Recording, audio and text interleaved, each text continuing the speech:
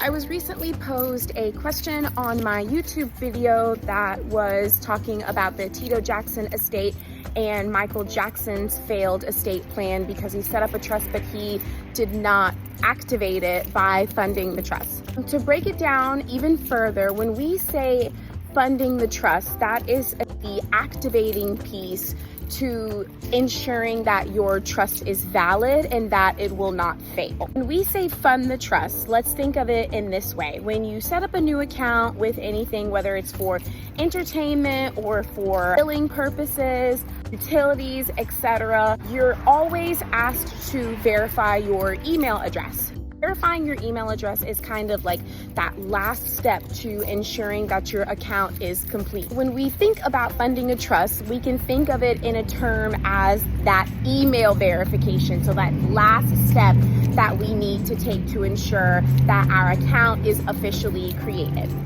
There are many ways to fund a trust. A couple of ways are retitling assets into the name of the trust so that you as the grantor, the person that created the trust, does not necessarily own those probate assets anymore, but rather the trust owns it and the trustee that you have assigned, for a lot of people, that's the person who also created it, will manage it. Thinking of it in that way, a couple of assets that individuals use to fund their trust would be real estate.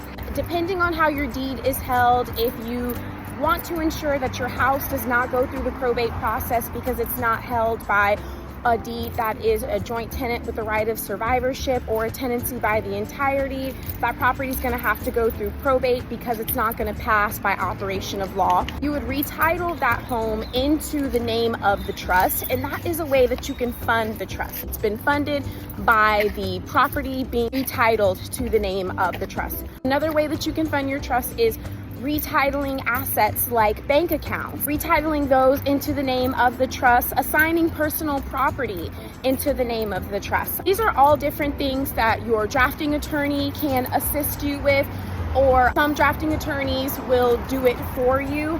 My office particularly does assist clients with funding the trust because, like I stated earlier, that's a lot of work to go through for your trust to end up failing. Contact me if you're in the state of Maryland for your trust documents because, for one, that trust is not going to fail because before you leave my office, we are doing something to ensure that that trust is funded, and if it is funded, it will not fail. I do want to note though that over time, as you begin to acquire more assets, it is either your responsibility or your attorney's responsibility, depending on how that relationship is, for you to keep retitling those probate assets into the trust, because any items that you own at the time of death that are probate assets will have to go through probate. And I know for a lot of people, the reason why they set up a trust is to